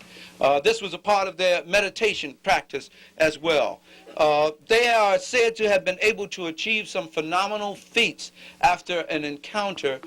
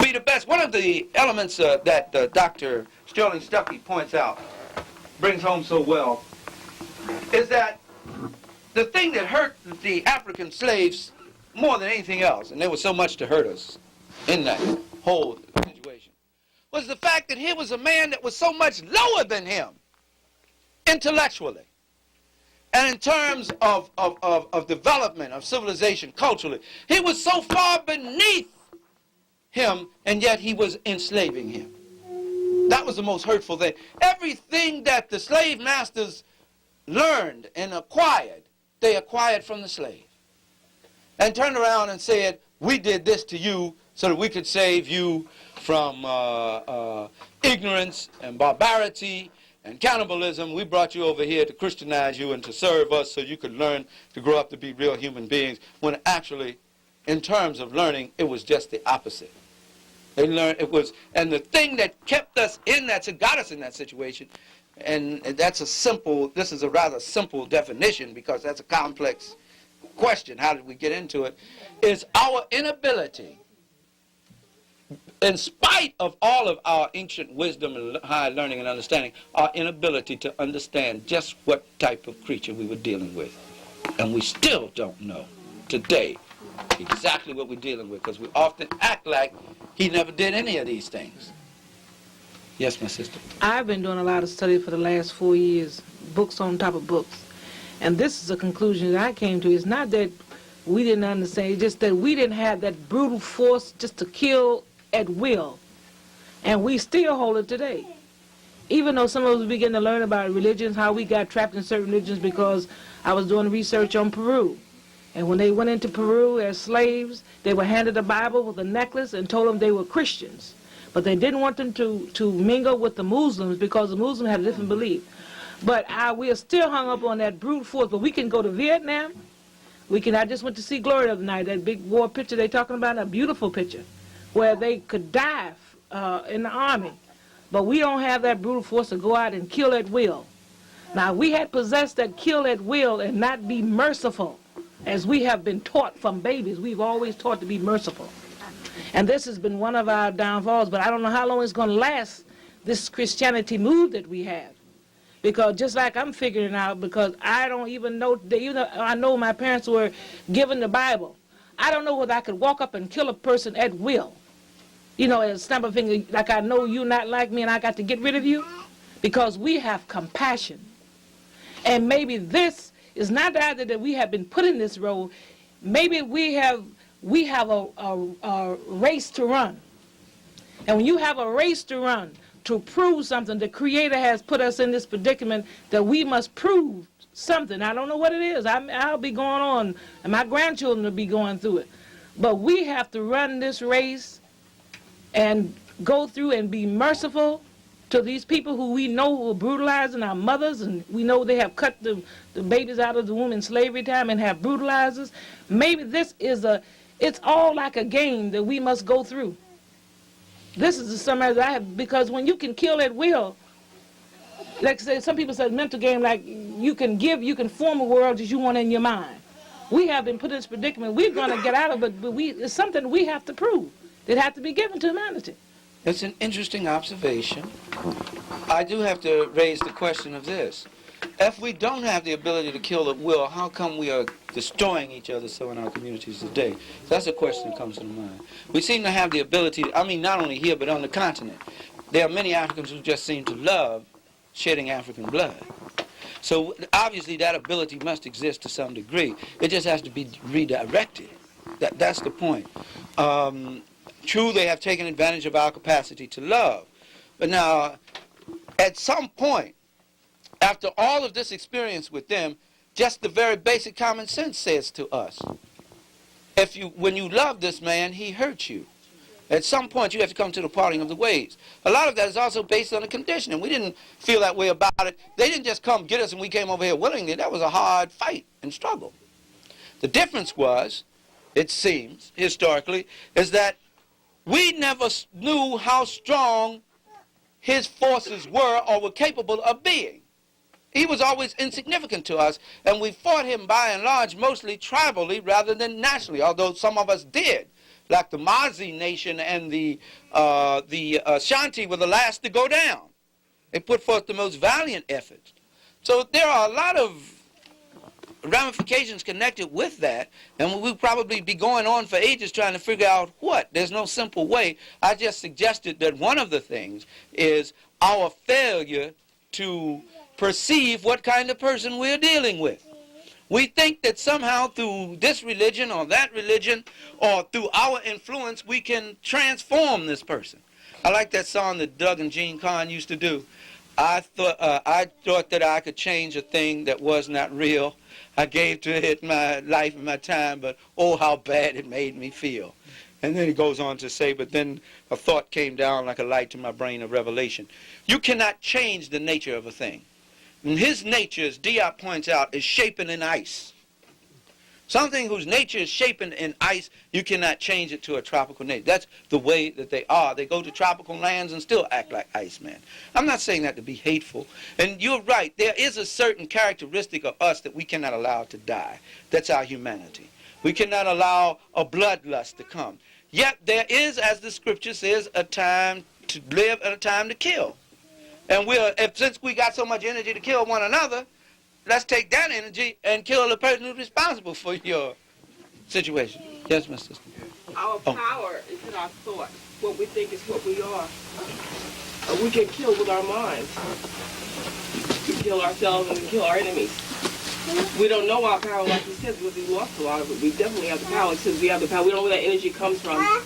The woman who we said saw what she saw to save him. It's there for us, but we're so loud, we don't have time to think. All that energy, we each all have energy. They have it too. And it's mind over power. Mind over matter. Every last one of us have it. They have it. But because we're supposed to be highly spiritual people, we're not using it. We're making too much noise. And we have to sit down exactly and be the point. Quiet. Our children, our children are being ruined. And television, and we don't spend time as families like we should. But we all have the power to destroy. And it all begins in the mind. And I remember during the time of the Civil Rights Movement when Martin Luther King was killed, they were so frightened. That was one of the strongest periods I remember in the 60s, 65, 66, I can't remember exactly. They were really frightened. They were frightened of us because we were very quiet, we were angry. And that's when I remember I used to ride the trains, the ENF, and the majority of people at the time, they were Caucasian. They were scared stiff. They were really scared. I never seen so much frightening.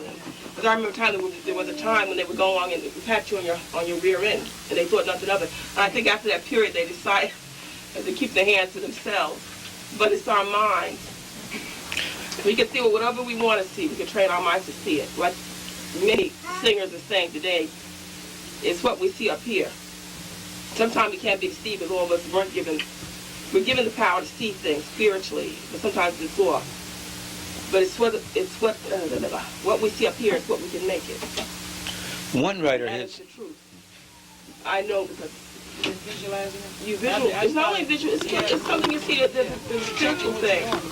One writer has stated succinctly that true education is the harmonious balance of the mental, the spiritual, and the physical. There must always be a balance. The mind, I think, of all of those elements is probably the most important. And if that is developed well, then the physical and the spiritual will fall in line. There are times when you have to physically destroy if something threatens you. There are times when you can do it mentally. There's times you can do it spiritually. You have to be able to function at doing what you have to do when you have to do it. The main thing is not so much that we have to destroy them as we have to prevent them from destroying us. You brought up a point there that's very important to me, and I mentioned it in the book, that in our communities, there's so many of our communities, there's often just too much agitation and noise. And the mind cannot think and be analytical with that kind of noise. And they know that. That's why they keep it pumped in. This is the first time in the history of our music that I know of. I'm 51 years old. It's the first time that I've ever heard black people listen to the same beat over again with every record and think it's a different song. This is the first time I've ever heard every singer just about sound the same, with the exception of maybe Anita Baker or someone else. Most everyone sounds the same. The melody sounds the same. The beat sounds. Now, what state of euphoria do you have of people in that they'll be listening to this and think they're hearing different music? These are some of the questions we have to ask ourselves. I've been focusing on the front and neglecting these people in the back. Please help me, Fritz. Yeah, first of all, I'd like to thank you for putting that information together because it's a jewel in the crown. And I'd like to say to the sister also that I believe that we are going through, we were put here in this position so that we could learn the negative side of life. We have to learn the full extent of the negative side of life because I believe when we first broke our own laws, that's what put us in here. So we had to learn the negative side of life so that when we come back on top, we'll never break our laws again. I'd like to ask you a question. Can I comment on that a minute before the question? Sure. That's an interesting view. I'm not so sure that we were put in it. This is just my opinion. As I look at it historically, strictly as a scientist, we were warned time and time again by our elders, by our oracles, not to let this man in our land. We were warned over and over again. The Greeks were not allowed, nor the Persians were allowed to come and study in Kemet for thousands of years. It was only during the time of Ahmes II that he permitted them to come in. And now began the beginning of the downfall of Kemet. We were told not to. What we did was overextended. This is one man's opinion. Our capacity for love. Now it's just like a woman or a man. When a person keeps mistreating you, but you keep hanging on saying, I love you anyhow. Somebody tell you, say, and you can see the sign, say, if you give this person your heart, they're going to hurt you. They're going to drag you through the mud and debase you. Say, but I got to do it. Seemed like we were that way with this dude. I got to do it anyhow. We were warned, and in many respects, understand me now, my opinion, we are responsible for our condition. I'm not taking away from him what he did. But had we listened, and Alex Haley said the two-bob, keep away from the two-bob. If we'd stayed away from the two-bob, kept the two-bob away from us, then perhaps we wouldn't have been in this condition. Or at least if you were dealt with him, know what you were dealing with. But we kept thinking, and we still think that all this cat has to do is stand up and talk softly, cry, and don't let him say in the name of Jesus Christ. It's all over. We're going to believe every word he says. And promise anything, and we say, well, he's changed. Things and people don't change like that. A change is a long process. A nature just doesn't change overnight just simply by will. I want to change. Even if he wants to, he can't do it like that. He needs guidance. He needs rehabilitation process and all that. But you accept him, we accept him at face value. That's what I'm talking about when I raise that up. Yeah, well, you know, when I said we broke our own laws, that meant also the law of reciprocity. Yes, we did. Yes, we did. So therefore, if you break your own law, you got a penalty to pay. So this is part of our penalty. I don't think that we're going to ever make this mistake again. I agree with you. I don't think so. My other question was on the male and female principle. Right, at one time, you know, you said that they both were together. What caused the split? And the second part to that question is... Let me deal with the first part. Okay. Let me deal with a little at a time. All right. Now, trying to answer that is like trying to answer the question, if black people were so great in the past, then what happened? I mean, that's a complex question. You can only answer it in part, and you know, you can only express an opinion. My opinion, based on my studies and research, is that when the Eurasians were able to conquer our lands and to exert an influence over us, and we began to take on their ways, that's when the split came. When our kings and rulers began to marry outside of the race and marry women of other races, that's when that breakdown came about. Because the connection between the African and his woman was far more than just a domestic connection. It was a deep spiritual, cosmic connection. She was the sustaining force that kept him hooked into the divine intelligence. She was that special. He could only be king and be a ruler with her. So when he no longer was connected with that source, the black woman, and he began to go with other women and take them in as queen, they did not have that power. They did not have that insight. They did not have that spiritual connection because they were not the original woman. So they could not fulfill his need.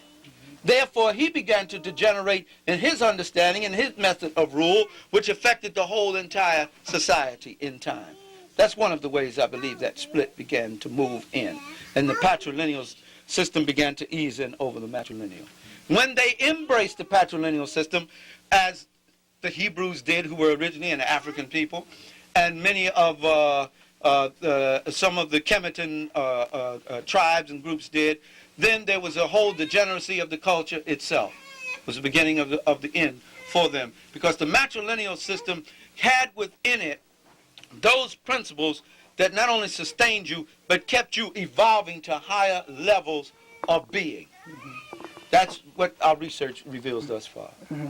Well, with the Hebrew, it seems that when you begin to that study of it, right, you find out that they had the female principle too. Yes, they would say that the Most High is the male generative principle, and then they would say that Israel itself is the female principle because they would have something called the Shekinah, which was the female principle, yes, and they attached that to the whole nation of Israel. They also spoke of wisdom as being the breath of God, which is the power of God. They spoke of wisdom as a female, the same way as the Kemetan. So the principle is still there, but I mean, once these Europeans got hold to it, it corrupted. They put the male above the female instead of putting them as equal. Now, from what you see, do you see that we're evolving back, or we're starting that upward arc back to the female principle?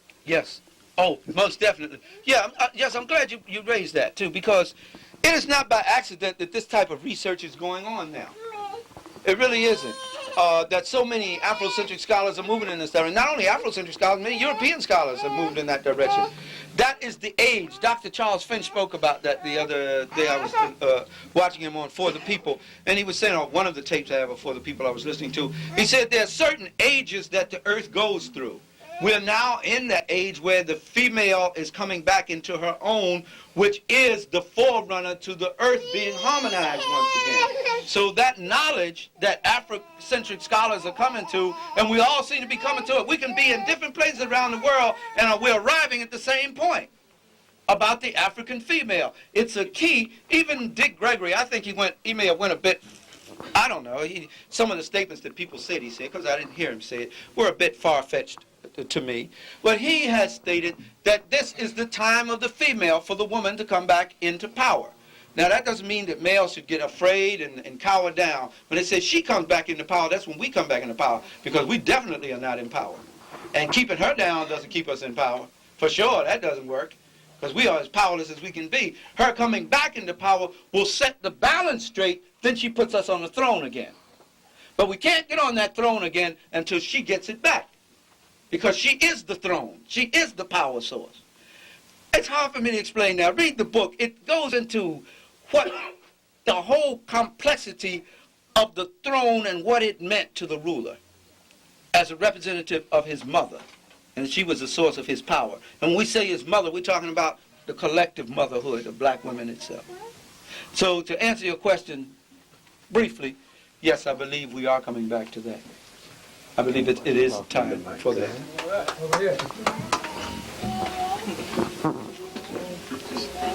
Over here. Oh yes, my brother, I'm sorry, you've had your, will someone else please handle this, because I'll be looking and don't see sometimes. And I do not want to offend or overlook anyone, and especially this brother. Yeah, I've made several calls, you know, on WWRL. I even mentioned your name to First World to have you down there, but it seemed as though, you know, even trying with all my effort wasn't successful. I don't know for what reason. Right, it will happen. One correction, then I'd like to ask a question, in that the connotation slave and master, you know, somehow I kind of feel offended about the term slave and master. I think one brother put it correctly, that we were prisoners of war and put into a slave-like condition. I think it's only psychologically or mentally when you accept the slave-like condition, then one can define you as a slave, but they will always revolt. And then to even call him a master, you know, over us. I still don't, he's never a master over us. So that relation of slave and master, I think that have to be corrected in the future. I think it should be corrected now. It's a very valid point. Yeah. Okay. And I'm glad you did bring it up, because normally I will paraphrase that by saying so-called or something like that. Right. Normally I would, because I don't accept those terms either. I have no master but myself. And that's it. I mean, in terms of, somebody brought a question in terms of we have the capacity mentally to defend ourselves, but if that cannot be transformed into something physical, then it will stay in, you know, you will be embodying the thought and it just stays there. For instance, Nat Turner, I mean, he had the idea, but then he executed the thought process that he had in terms of what he did. However, I noticed that a lot of ministers who never raised Nat Turner to a level of adoration, because what he did, in fact, was to get Virginia as a place of freedom for African people, not by method of negotiation, because you couldn't negotiate with those people. You had to kill white people, and this is exactly what he did. But you don't find, you know, I go all around asking people, do you know anything about Nat Turner? No, I don't know anything about Nat Turner. Nat Turner should be raised to a pedestal where we honor him in terms of what he did. That's one thing. I'll finish it right now. Speak to that a moment. Nat Turner not only frightened white people, he frightened black people. They had been, as Brother Farrakhan said, they had been praying for him. They didn't know what they were praying for. And when he came, he was so ferocious, which was what it called for. That's what the situation called for. He was so ferocious, he frightened not only the white man, he frightened black people. That's correct. It is our duty, those of us who know about Nat Turner, to keep him before the people. I mean, if they can keep telling me about George Washington and Patrick Henry and all these people who had no problem killing who they thought were their overlords, the British, certainly we should not be ashamed of someone who had us in bondage, more so than King George had them in bondage, who had us in bondage, killing those who were lording over him so they could have his freedom. So, yes, we should uphold him before our children, and we should keep it ever before the people as often as we can. Okay, the question kind of slipped me now, but, oh yes, just before I came here, because I know I had this question to ask you, I always read Paul's message to the Corinthians, okay? Yes. And, you know, people read it, but they accept the writings just literally because I understand that they're converted as true believers, okay? But the point is this, is that Why was it important for Paul to try to bring this new philosophy among a people? Why was it necessary? You see, and I have a problem in terms of that, because it seemed to be like a new doctrine that was being popularized by Paul and attacking another people for their belief. So I have, you know, whoever wrote it, you know, most of those writers, Matthew, Mark, Luke, and John, you know, you talk to people and they say that they were inspired. I say, well, Reverend Barashango was inspired to write too. Oh, but he's not a divine person. I don't understand that. I said Dr. Ben was inspired to write too. Oh, but he's not a divine person. You know, these men were inspired to write. I don't know if you could deal with... Well, in terms of Christianity, it actually should be called Paulinism, because it had nothing to do with Christ or the Krishna, as is the proper term, or the anointed one.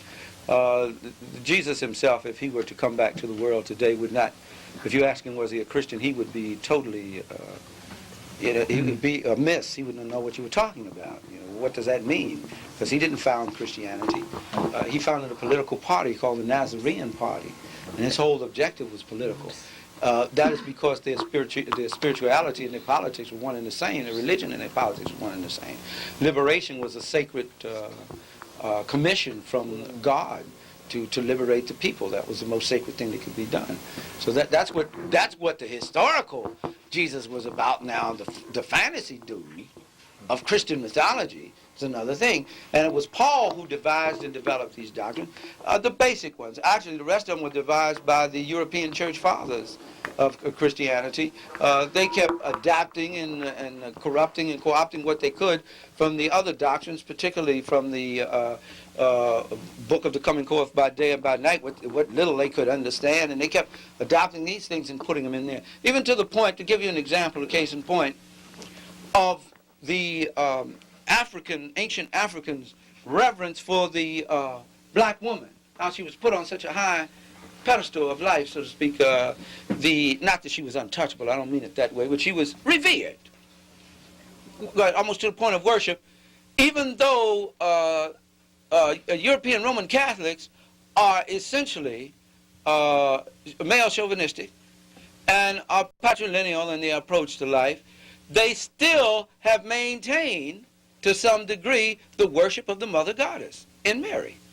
Because Mary is merely a set, transmogrified into the European, and not always European, because in most of the European churches, the icons that are most precious to them are the ones of the Black Madonna and Child, which is a throwback to way back a couple of 200,000 years ago, when the Madonna and Child was worshipped, the black woman and the child which she produced. I mean, this was the most marvelous thing that could be done in the world. So they're telling you this in essence with this Madonna concept. This is the way they would co-opt it and misuse it and abuse it. So that's what happened in case of Christianity. Historically speaking, there's a book I worked on, and I got about 3/4 of the way through it, and I've never finished, and I will one day. Black Historical Facts on the Life of Jesus. I've been working on that for I don't know how long.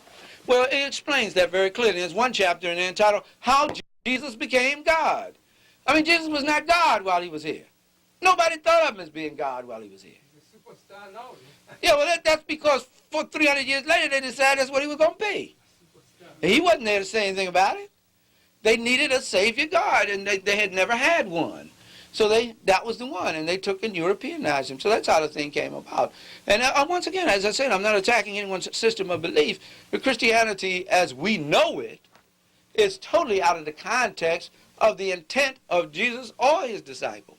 And Paul wasn't connected with either of them. He never saw Jesus, and he went against the consent of the disciples, as a matter of fact. And that's where the old adage came from, robbing Peter to pay Paul. Because that's exactly what he did. That's just to give an example. Yes, I guess I should be winding down now. It's because I know it's getting late and people need to go home. I'll stay as long as you want me to, but I don't want to impose on your time, so I guess a few more questions and we can close out. Yeah. I'd like to take the question back to Christianity, because I think it's a big boogaboo that should be busted wide open. And in terms of Jesus, right, being a rebel of the state, right, and in the manner in which he was killed, and then Paul coming along and seeing that right? Is it possible that he figured that he would change up the strategy and say, well, I'm going to go and I'm going to take it to the Gentiles and let the Gentiles help us raise up? Because I think if you read from Romans 9 to 11, he lays out a strategy where it looks like he's trying to trick them. Paul, all right, let me deal with that historically since you brought it up. Paul was a brother on an ego trip. And while I'm on that, let me mention, as we studied the files of the COINTELPRO program and how they were so effective in breaking up many of the black organizations, we found out the reason why they were so effective in it is because they could play up on brothers' misplaced egos. And many of the struggles we became involved in with each other were ego struggles. And when we were not willing to come to grips with our own idiosyncrasies, we would splinter off from the group so that we wouldn't have to be confronted with it anymore and do our own thing. And so they came in and said, your group is more important than that group, and they turned one on the other. Paul was suffering from that. Paul was a little short, uncomely looking, long-nosed. Now, I'm not picking on anybody long-nosed, all right. He was a black man, but he was somewhat disfigured, Hebrew. He couldn't get a woman. He had trouble with women. He was a misogynist. He hated women. It was Paul that wrote, let the women keep silent in the church. Why, if black people practiced that today, you wouldn't have any church. The women raised the money and everything to keep the church going. He came up with all the slaves obey your masters, all that kind of stuff. Paul wanted to be who Jesus was. And his name wasn't Jesus. His name was Yeshua. There's nobody in history named Jesus. That's a Latinized form of it. Yeshua, and a Greco-Romanized version of it, all right? The name was Yeshua, Hebrew, Yeshua. Yeshua ben Joseph of the house of Panther, Black Panther, that's another story. I'm serious. I can tell you where to find that thing. Paul wanted that attention, that the messianic attention that was given to him, and then the disciples having all this excitement and this following and everything. He wanted that, but he wasn't a good speaker, for one thing. You remember on one occasion in Acts, he was speaking so long, a man fell out the loft and died. And he said himself, which was in Colossians, that he couldn't speak well. But he knew 7 languages. He was probably the only disciple that could write. It's doubtful whether Peter and the rest of them could write. We know that Yeshua was not literate in that sense. So his ability to write, his ability to travel, coming from a relatively rich background of the Sanhedrin, a member of the Sanhedrin Council, his parents were, coming from a rich background, he was able to cover more ground than they could. They were stuck in Jerusalem. He was running from Rome and to Corinth and to Colossus and Thessalonica and everywhere. So he could spread his thing where they were somewhat localized. Paul was on an ego trip mission. And what happened is when Christianity, or Nazareanism, because it wasn't Christianity, received the death knell blow, because Christianity was of no significance. When they talk about Nero and all of them burning the Christians, they were not burning Christians, they were burning Nazareans. They were trying to root out this political party. They were like the Panthers. And their symbol was a black panther, by the way. If you want to question me on that, you can. 2,000 years ago, there ain't nothing new. No new thing. And they were trying to root them out.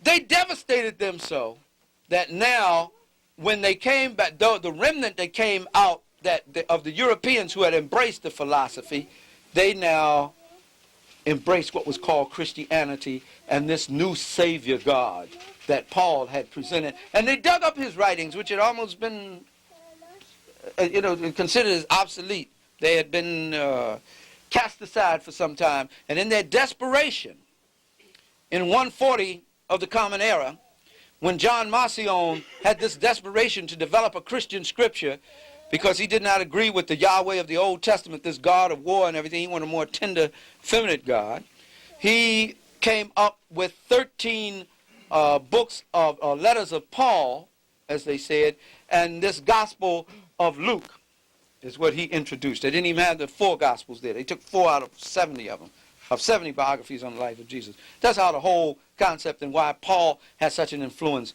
on Christianity. And that was European Christianity. There was a great deal of difference between that and the Christianity of Africa.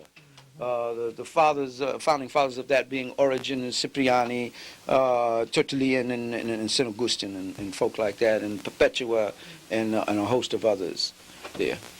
Okay, a couple of more questions. Yeah, I wanted to ask you in relationship to, like, say, the Nazarenes, right, as opposed to, like, the writings of Paul, how much time elapsed between that and the Nicene Council or Constantine, and how did that change? I mean, was there a belief that Christ was a deity in between the times of the writing of Paul and the crystallization of Christianity with Constantine?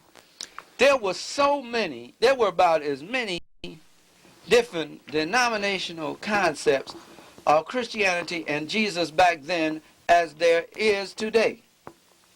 They used to go into the arenas and kill each other over these different doctrines and these different writings and so forth. That's why they decided at the Council of Nicaea to have a unified code of the system of belief.